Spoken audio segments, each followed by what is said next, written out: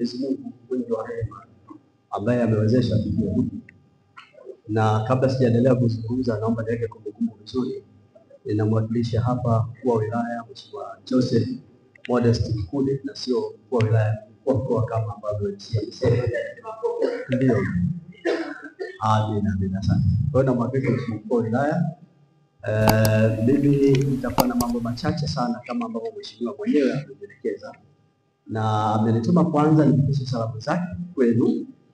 Naomba radhi sana, alitamani angekuwepo na mimi kama mlivyomwalika, lakini kwa sababu ambazo ziko nje ya uwezo wake ameshindwa kufika. Amenituma mimi nimwakilishe.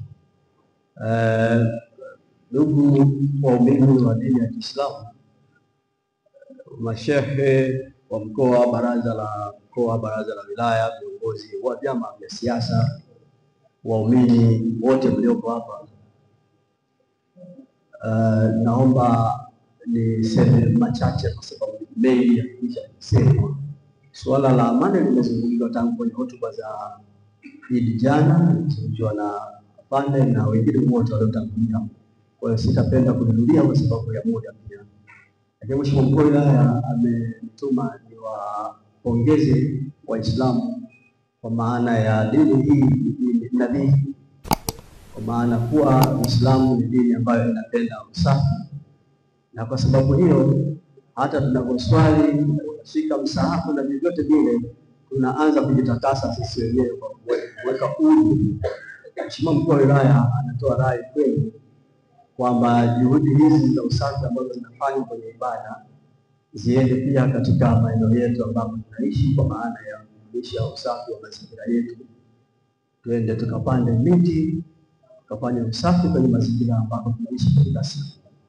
Hilo ni jambo la kwanza ambalo amenituma niwaelekeze kwa unyenyekevu mkubwa. Anawaomba na anafahamu kwamba mmekuwa mstari wa mbele, dini ambayo inapendwa na inakimbiliwa kwa sababu ya unadhifu wenu au unadhifu wetu, na kwa sababu hiyo anawasihi tuendeleze katika maisha ya kila siku.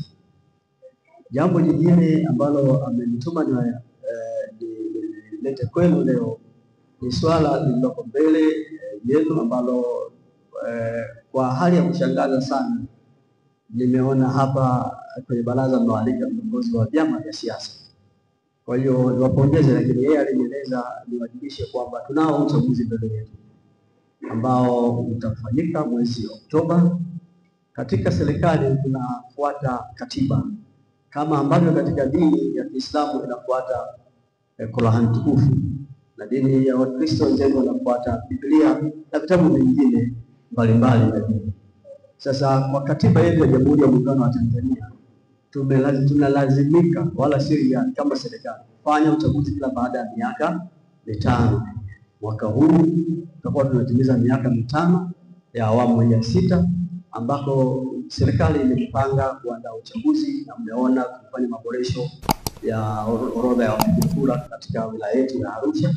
Sasa huku kuna mambo yanapita, na nimefurahi hapa kuona vyama vya siasa vimezungumza, na kwa kuzungumza kwao hawa, maana yake ni kwamba vyama hivi haviungani na wale ambao wanasema kwamba hakuna uchaguzi.